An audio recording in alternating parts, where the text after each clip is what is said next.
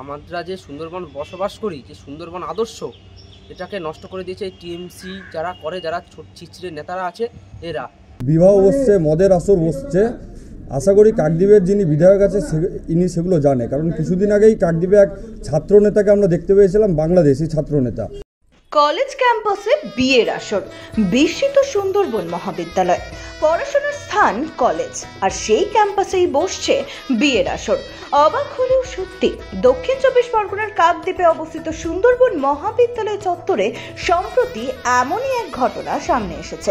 অভিযোগ, কিছুদিন আগে কলেজ চত্বরে এক বহিরাগতের বিয়ে হয়েছে, যিনি কলেজের প্রাক্তন ছাত্র ও বর্তমান তৃণমূল ঘনিষ্ঠ বলেই পরিচিত।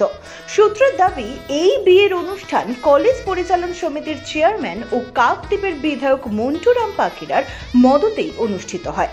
ইতিমধ্যে সেই বিয়ের ছবি ভাইরালও হয়েছে সোশ্যাল মিডিয়ায়, যা পোস্ট করেছেন কলেজের বর্তমান জিএস। এই ঘটনার বিরুদ্ধে মুখ খুলেছেন এবিভিপি। সংগঠনের নেতা নিপুণ দাস প্রশ্ন তুলেছেন, ইউনিয়ন রুমে বিয়ে কি কোনোভাবেই মেনে নেওয়া যায়? কলেজ তো একটা শিক্ষা প্রতিষ্ঠান। এদিকে কলেজের অধ্যক্ষ শুভঙ্কর চক্রবর্তী জানিয়েছেন, তিনি সেদিন কলেজে উপস্থিত ছিলেন না। বিকেলে বিষয়টি জানার পর নিরাপত্তা রক্ষীকে ঘটনাস্থলে পাঠানো হয়। নিরাপত্তা রক্ষীর কাছ থেকে জানা যায়, বিয়ে করে বর বউ কলেজে প্রবেশ করে হুল্লোড় করেছে। এরপর তাদের বেরিয়ে যেতে বলা হয় এবং সামনের গেট বন্ধ রাখার নির্দেশ দেওয়া হয়। অধ্যক্ষ আরো বলেন, বিয়েটি বাইরে হয়েছে বলে শুনেছি, কলেজে শুধুই আসা হয়েছে দেখা করতে, তবে বিষয়টি তদন্ত সাপেক্ষ। তবে স্থানীয় রাজনৈতিক প্রভাব এবং শিক্ষাঙ্গনে এমন কর্মকাণ্ড নিয়ে প্রশ্ন উঠছে নানা মহলে। শিক্ষা প্রতিষ্ঠান কি ব্যক্তিগত অনুষ্ঠানের জায়গা হতে পারে?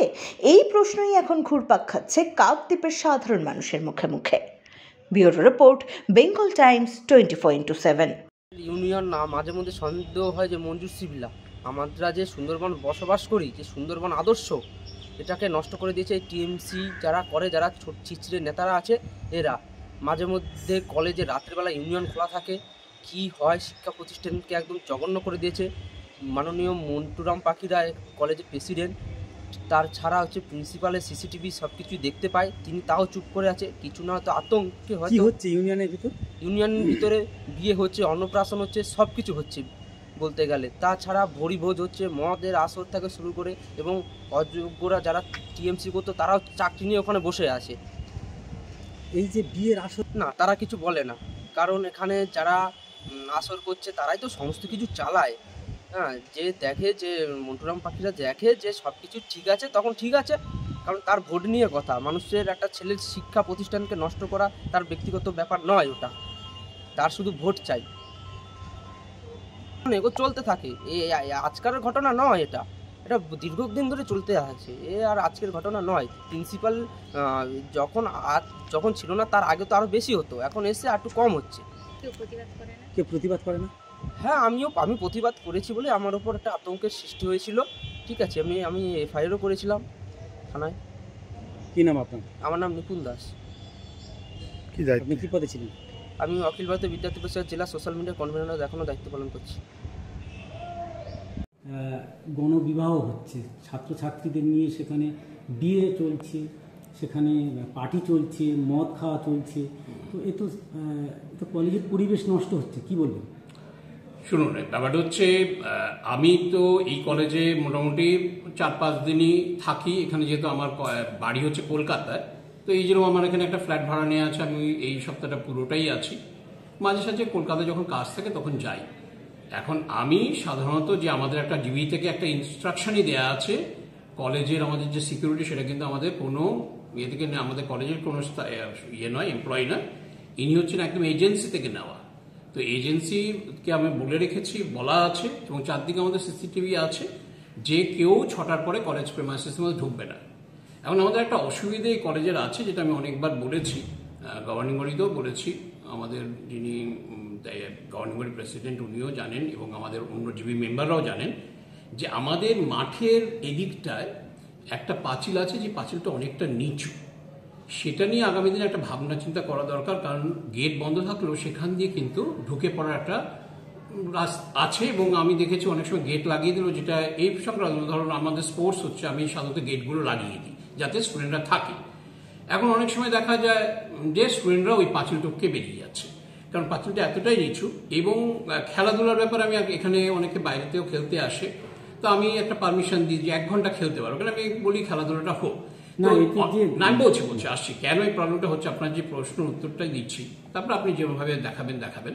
তো আপনাদেরও জানা উচিত যে এই যে আমাদের কিন্তু একটা নিয়ম এখানে, আমি কিন্তু প্রচন্ড কড়াভাবে কলেজ চালানোর চেষ্টা করি এবং সবাই জানে, উনি তো আমাদের মানে এক্স স্টুডেন্ট জানে যে আমি এখানে আসার পর থেকে চেষ্টা করেছি যে কলেজে যতটা নিয়ম মেনে চলা যায়।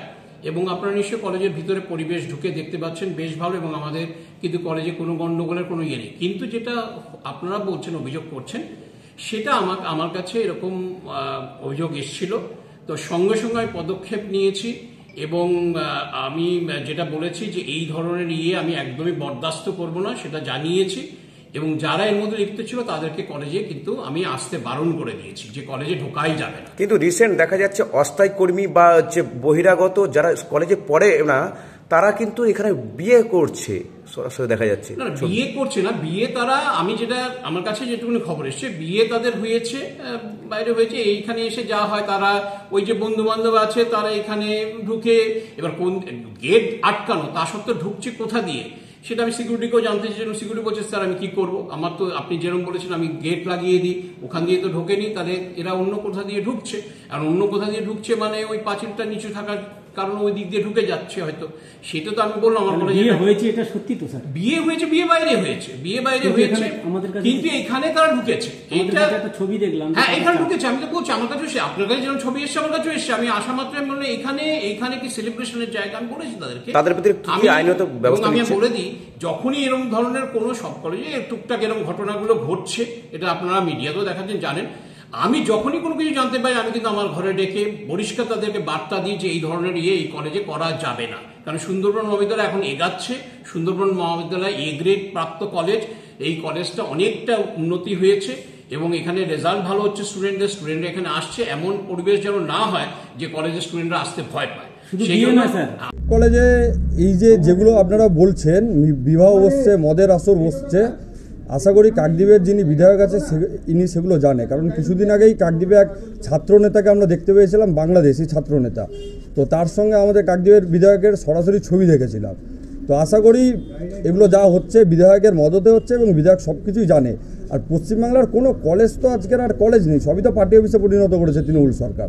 তো সেই পার্টি অফিসের ভিতরে ওরা যা করে কলেজের ভিতরে তাই করছে, ছাত্রছাত্রীদের সঙ্গে অভদ্র ব্যবহার করছে আর সব কিছুই করছে। কিন্তু দেখা যাচ্ছে সেখানে কলেজে কোনো ছাত্র নয়, সে বহিরাগত, কিভাবে বিয়ে করতে পারে কলেজের ভিতরে? তৃণমূল সরকারের আমলে সব পারে। ল কলেজের মধ্যে যদি একজন একজন ল শিক্ষার্থী যদি রেপ করতে পারে, ওরা গ্যাং রেপ করতে পারে, তাহলে এটা তো করা ওদের কাছে কিছু কোনো বিষয় না। কি নাম? স্বপ্নময় সাহা।